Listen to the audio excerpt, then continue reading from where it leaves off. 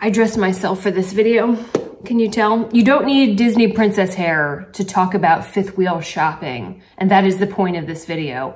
We started with the van conversion, the Babe Bus, and then there was the War Wagon, which was a Grand Design fifth wheel, and then the Lamborghini, which was a Class B, and 'tis the season for a new one. So this video, we have to pick which RV, which fifth wheel I'm getting, and it's between two options. And then I'm also gonna tell you just about some of the tips of buying RVs and fifth wheels, because it just seems to be the same stuff over and over again that the RV industry is doing and that dealers do and that owners do, and it's worth hearing. First, we need to start with this. So one of my goals this year, of many, is to read this entire good book cover to cover. Probably would do me some good, right? I have gotten this far. I have finished all that, and now here. This part, all this, is a story about the worst HOA ever. And then finally, just last week, you do this through an app. They teach you how to read it in order. Finally, here, just that, is when the president of the HOA shows up. Thank God. And then we're already talking, just in these couple pages, about him leaving his position permanently. And then I have no idea what goes on in the rest. There must be some kind of spin-off show. But here is where they tell you about all the miracles. And no, I would be so bold to say that Jesus would find it an absolute miracle, the phenomenon of the disappearing RV. When you go to a dealership to shop for an RV, and they're gonna walk you around and they're gonna show you all the bells and whistles, and then if you don't buy it like that day or the next day, when you call back, it will have just sold. It's for as long as I've been shopping for RVs, they still do this trick, and it's so obnoxious. Same thing every time, just sold. Here's the thing, boys and girls at RV dealerships. I also work in an interest rate sensitive industry, real estate. And right now, the interest rate on an RV is somewhere between 9 and 12%, depending on how good your credit is. That's gonna hit the brakes, no pun intended, on RV shopping, much like it has slowed down dramatically the real estate industry. So when you talk to people who sell RVs and they tell you about how slow it is, but suddenly, if I didn't buy it at the dealership that day or the next day, when I call back, it's just sold. And then they do the same thing every time. They say, well, let me see if I can find one at a different location.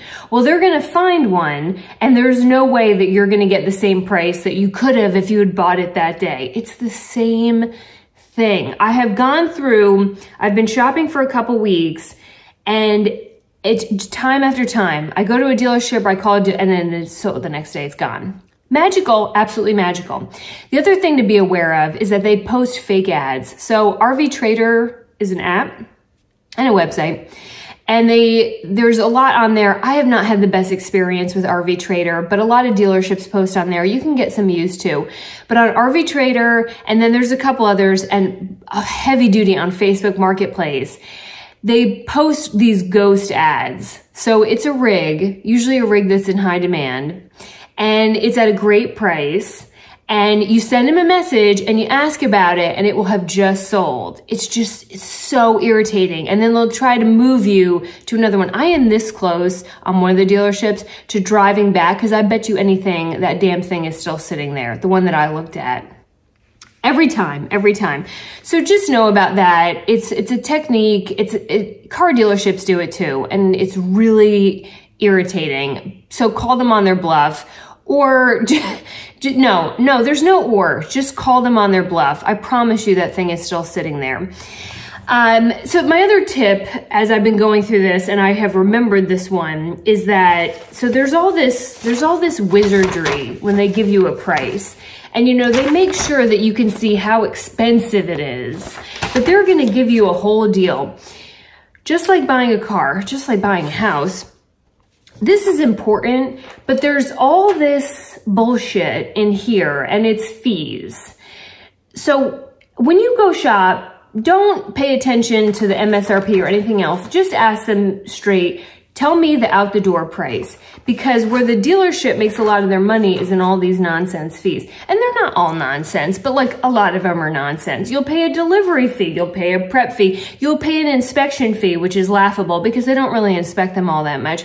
So just get the out the door price. If you negotiate on this, you're not gonna get that far. You have to know what you're paying when you go out the door. I have had generally, besides the fake ads, generally good experiences with dealerships. As long as you're straightforward, what's the outdoor price? This is what I'm willing to pay. Like, you can kind of cut through all the nonsense and actually have a good relationship. But I've not had a good time with owners, because owners, and here's your tips about selling your rig. I'll probably do a whole separate video about selling a rig, which I have plenty of experience with. Owners take the crappiest photos you could possibly take, and they do things like they show their pets inside the rig. Never do that. Never ever do that. You're nose blind to your dog, but I promise you, everyone else can smell it, and it doesn't smell good. There's a reason that Yankee Candle has never made a Labrador Husky mix scent. It smells awful. At some point, the dog has gotten dirty, the dog has gotten wet, they've sat on the chairs. Do not put your dogs in photos. Get all your tchotchkes out of there. So many of these photos on used rigs, it's all their crap. Nobody wants to see your crap. When I buy a house or when I buy an RV, before I move a stitch of my stuff into it, I take photos because I know I'm gonna sell it. So the best it's gonna look is right before I move in. So this house, my townhouse, before I moved in, I took all my photos knowing I was gonna sell it. When I bought the Lamborghini, I took my photos. When I bought the War Wagon, I took my photos. So just do not take photos, listing photos, with all your crap in it. Your live, laugh, love nonsense, nobody wants to see it. Your clothes on the bed, your dishes in the sink, they're terrible. They're almost all shot with a cell phone. If you're gonna sell a rig and you're trying to get someone like me to pay for your used item, hire a real estate photographer. The boom of the real estate market from the past couple years, all these people went out, they went to Sam's Club, they got some rickety little Canon Rebel set, and boom, they are a real estate photographer or wedding photographer. Now they're all out of work. So you're gonna be able to get a deal. Hire a professional. Your cell phone photos, I can tell when it's a cell phone photo because people shoot down, they shoot at all these weird angles, they only shoot close-ups. I just find buying from an owner is usually very difficult because they don't know how to sell anything. They know how to buy things, they don't know how to sell them. So the photos look bad. I can tell that there's been a dog in there. If you smoked in your rig, I would just go ahead and set that thing on fire and push it into the ocean as an artificial reef because nobody's gonna wanna buy it. It's gonna smell like smoke. Even if you smoked outside, the inside's probably gonna smell like smoke. And then they never respond to ads. And so it can just be a lot of time and energy to try to buy from a private owner. They don't have the title in hand. They don't have their documents. They don't have their service records. It's just, I have spent more time and energy driving far off distances for someone who described their rig as like new, and then you get in it and it's filthy or it stinks or it's obvious they've not maintained it. And so I will admit that I am leaning towards buying from a dealership again. I'm not opposed to buying from someone, but I just find that my risk levels, it's sort of like staying in an Airbnb versus a Marriott. At a Marriott, I kind of know what to expect. Buying from a dealer, I kind of know what to expect. And if everything goes sideways, I have a lot more recourse than I do if I buy it from Jane in Alabama. Once it's gone, you know, it's gone. I'll never hear from them again, right? All right, the thing that's changed that I've noticed as I've started shopping for this rig is that there's a conversation to be had about the year that you're buying. Now, it is not my ministry to buy a very old RV. I've watched people do that in van conversions. It's a huge mistake to go buy a 15, 20-year-old van, and then you got to spend all this money fixing up the van. It's destined to continue draining your wallet. It's not like a house. You're just going to have to keep fixing it and fixing it. Also, RVs look dated very quickly. They still have that really dark brown interior, which I thought we were gonna get away from. Some of them have, but a lot of them are still doing it. Like dark leather couches, dark brown cabinetry.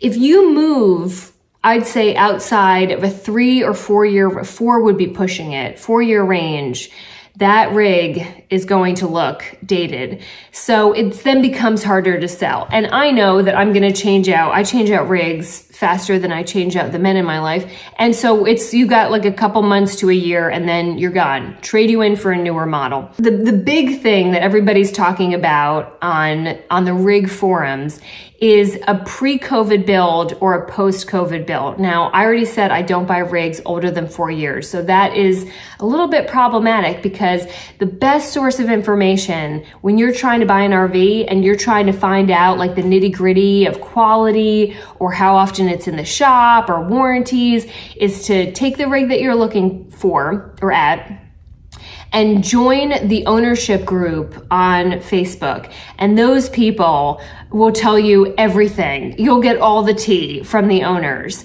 So I was a Grand Design owner and I loved my rig. I had a great experience. And if you go onto the Grand Design forums, most people have. There'll be a couple people who had some lemons, but you can find out so much there. Side tip, when you're looking at those forums and if someone's trying to sell a rig, take their name and you can search on the owners forum all their posts on that forum. So right now I am here, I'll kind of skip ahead a little bit, but I am looking at a Keystone. I've not owned anything in Keystone before, but it seems like people have had sort of a hit or miss experience. I joined the Keystone group and this woman is sending me, tagging me like, hey, we're selling mine. Love it. Wonderful rig. So sad we had to part with it, but like things change in life. So I take her name and I search the forum and I find post after post of all these issues she's had with it and how much she hates Keystone and how awful and like on and on and on. So I wrote her back. I'm like, oh yeah, maybe I don't think I'm the right buyer for your rig. So you can do some reverse engineering on the for sale posts on the ownership groups. But on the ownership groups, there is so much discussion about the pre-COVID rigs and the post-COVID rigs because, as you know, we had major supply chain issues during COVID and the dealerships or the manufacturers could not get parts. That's when we saw like Thor suddenly introduced all these lithium ion rigs, but now they're not there anymore. Why is that? It's because during COVID, they couldn't get their hands on generators, not because they wanted to save the world or cared about the environment. No, it's because they couldn't get generators. So they launched this whole new line of lithium ion rigs. Well, now they've phased out of those. So that tells you maybe the reliability or the demand for those. So it seems like the people who have had the most issues with their rigs are people who bought rigs that were built between 2021 and 2022, first part of 2023, because they couldn't get parts and the manufacturing warehouses were shut down for periods of time. So now we have this sort of hole. Now remember, the date of a rig, it usually was built the year before and then put out on the lot the year after. So a 2021 rig was probably built in 2020, 2020 rig built in 2019. So there's this hole in the marketplace of rigs that are not necessarily lemons, but where people are experiencing a higher prevalence of issues. And when you read the used ads, you'll see that people are saying pre-COVID build, post-COVID build. So now I'm a little bit in a bind here because I don't buy older than 4 years, but now I've got this hole, these couple years, where I really don't want anything. So that moves me to either a late 2023 build or a 2024 build, which means I'm probably going to be buying new. I would consider used, but probably buying new. I don't want to be the second, third owner of a rig. I will say, having done this for a couple years, and some of that is skewed by the COVID marketplace, but rigs that are just a couple years old, I do think they hold their value. When you read in comment sections and people are like, oh, the second you drive it off the lot, it loses $50,000 in value. I don't think that's true. If you buy a newer rig and it's very well maintained and it looks updated, it's not dark brown, I've been able to sell mine for very close to or at my price or 1 year over what I paid for it. Some of that will change as we go into this inevitable hellscape of a recession, because everyone running this country knows what they're doing, I've been told. But in general, I've not had any trouble reselling at close to value. It's when you start to get past those 4 years, or when it starts to look worn and dated, that's when they really fall off a cliff. Like, for instance, I would not buy like a 2016. There's no way in hell. I'm not gonna be able to sell it for anything. Okay, all right, I think I went through some of just the general tips, having done this a couple times. So at this point, I am looking for a Keystone. I love Grand Design. I had a great experience with Grand Design. I just don't like the models that they're building right now. So for my purposes for this rig, there are a few things that I absolutely have to have. Number one, I have to have a washer and dryer. I've never had one on a rig. There are some major disadvantages to them because they're about this big and you can only wash a couple things at one time. They're extremely expensive. A set is like $2,000 to $3,000, but where I'm going and what it's for, there's no easy access to a washer and dryer. And as someone who has full-timed in a Class B and in a fifth wheel, I know you think it's not going to be a big deal to go to a laundromat, but it is a big deal because you end up spending your whole day there and your clothes never smell like you. They smell like everybody else's body odor. It's just, I'm not doing it. So it has to have a washer or dryer. No field of couches. I understand that most people who buy a fifth wheel are people with sex trophies. They have, all these children, the little ankle biters, and they want beds everywhere. And that is the thing with travel trailers and fifth wheels. Everything becomes a bed. All the couches, they become a bed. Pull open the refrigerator, a bed. In the microwave, it folds out and it's a bed. I think it's an easy sales tactic. I would challenge the belief that that's actually what you want. Because in reality, when you're out in an RV and let's say the beds are pulled out, that means you can't really use the living room because it's now just a jungle gym of beds. There's sheets everywhere. There's toys everywhere. It's not actually, in practice, a nice way to live. I've been inside other people's rigs where everything folded out into a bed and you can't move around the rig. You can't sit down and watch TV because it's just beds. Everything is a bed. The dinette, a bed. Now where are you going to sit down to eat? And I know you're telling yourself that you're going to put those beds away. You're not. You're just not. There's nowhere to store the sheets. There's nowhere to store the bulky blankets, and there's nowhere to store all the pillows. So that's not what's going to happen. You'll just be living around a lot of beds. So I do not want a rig that is a field of couches. Not my thing. It's harder to find those. If you find that you do have a bunch of kids and you're going to need all that, get the fifth wheel or travel trailers that have a bunkhouse. I've owned a bunkhouse. It was great. I used it for storage, but if I had kids, I'd put them in the bunkhouse and then I'd lock it so they can never come out. But there's bunkhouse options. There's now loft options. Those are pretty cool. And there also are fifth wheels that have 2 bedrooms and 2 baths. I promise you're going to want that versus having to army crawl over couches to get to something. Please consider that. Or actually, while you're in the dealership, open up all the beds that you think you're going to need and just stand there and look at that and decide if that's actually how you want to camp all weekend, all week, all month, or all year. All right, so no field of couches.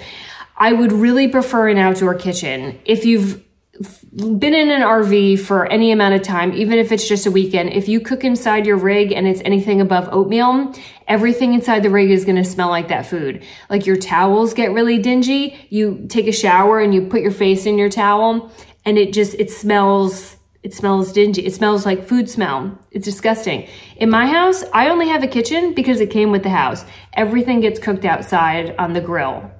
I can't stand the smell of food inside. Oh, how dare anyone bring food inside? Gross. So I'd really like an outdoor kitchen. And then the actual kitchen inside, this is kind of ironic because I don't cook inside, but I do like a lot of counter space. Unfortunately, most rigs on the market right now have sacrificed kitchen counter space for more couches. So you'll see that a lot of them are set up with an island, but most of the island is a sink, and then you get these 2 little spots around the stove.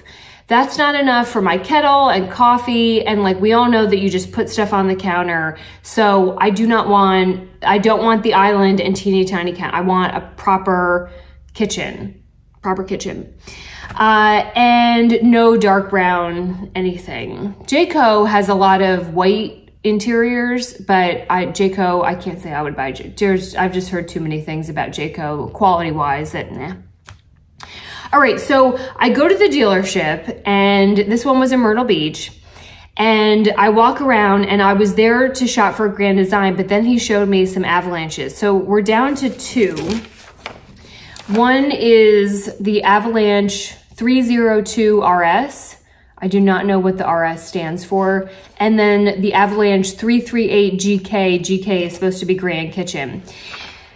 The Grand Kitchen, that really caught my eye. Now I can tell just by standing in it and like touching things that it's not the quality of a Grand Design, but I also know I'm gonna get rid of it.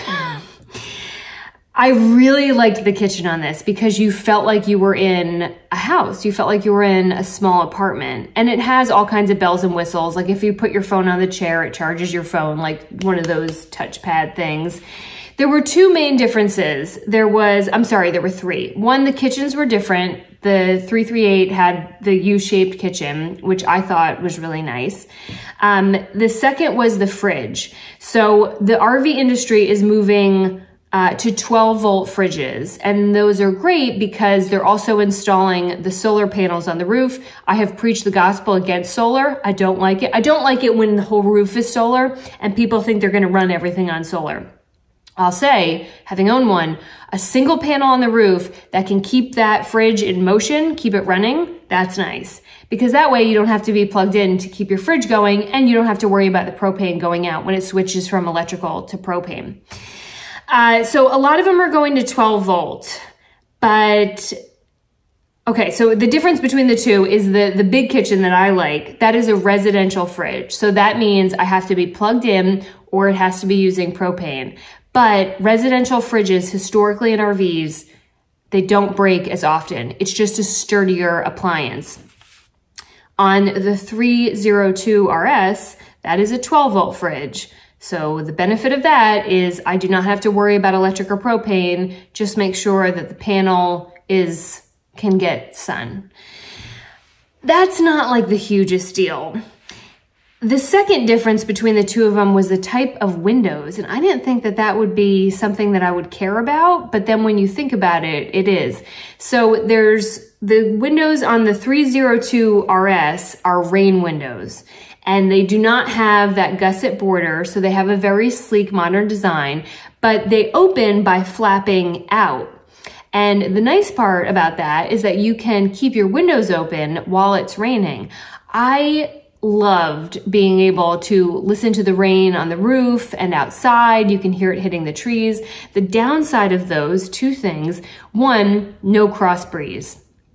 I might be alone in this, but this time of year in the fall, when it's really chilly at night, when you can keep those windows open and you get a cross breeze through your rig and you're all bundled up under the blankets and you can hear it going through the trees, oh, I think that's just wonderful. So no cross breeze with rain windows. The other downside of rain windows is that they are much harder and much more expensive to fix. So if there's a crack in your standard gusset windows, you just replace that piece of glass within the gusset. On a rain window, it's the whole bloody thing because it's a giant panel with just little flaps on the bottom. So that whole panel has to come out. So they are much more expensive to fix. I'm not really sure what would cause a window to break on the side, but all sorts of things happen. I mean, it could just be the landscapers in an RV park that maybe they hit a rock and there you go.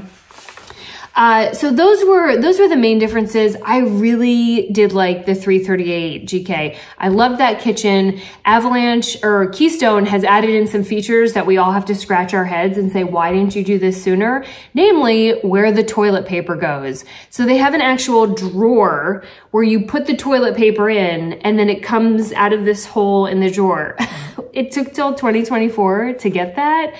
If you want to have a good time, go on the owner's forum of any RV and search toilet paper holder. And there's like all out combat over the proper place to put a toilet paper holder on an RV because the bathrooms are small. I don't like where the toilet is in the Keystone. It's at an angle and you sort of have to walk into it. to like get around, and that I'm not a fan of. In general, the Keystone bathrooms are pretty small.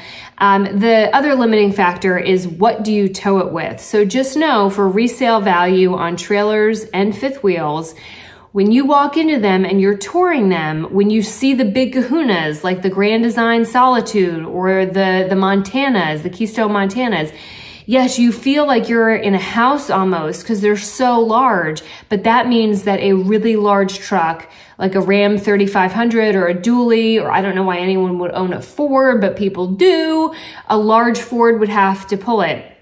A couple years ago, that wasn't that big of an issue. Today, it's a huge issue because those massive trucks, I think they're a 1-ton truck, are like over $100,000. So what people do is they look for the rig first and they fall in love with the rig and they buy the rig, and then they go to look for a truck that will pull that rig and find out they're at least another 100,000 in.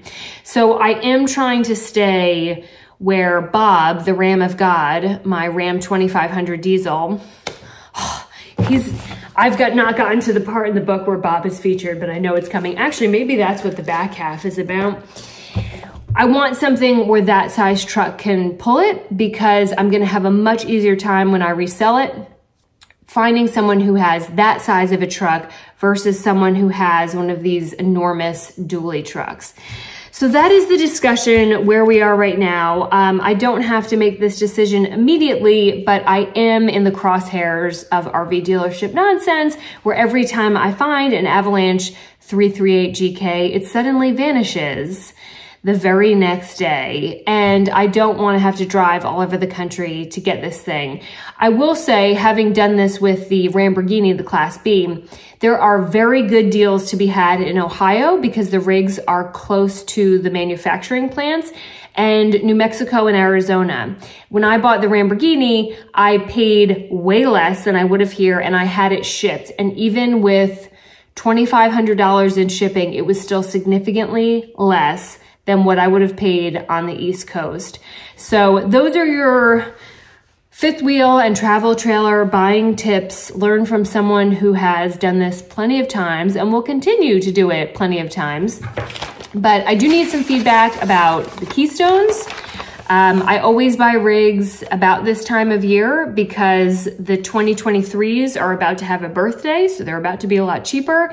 And as a salesperson, I know that everyone is sort of stretched in the fourth quarter. So if you're gonna find a deal and if you're gonna make a deal, whether that's on a car, a house, or an RV, you're gonna do it in the fall or the winter. All right, so let me know what you think about the Keystones, and let's go shopping, weirdos.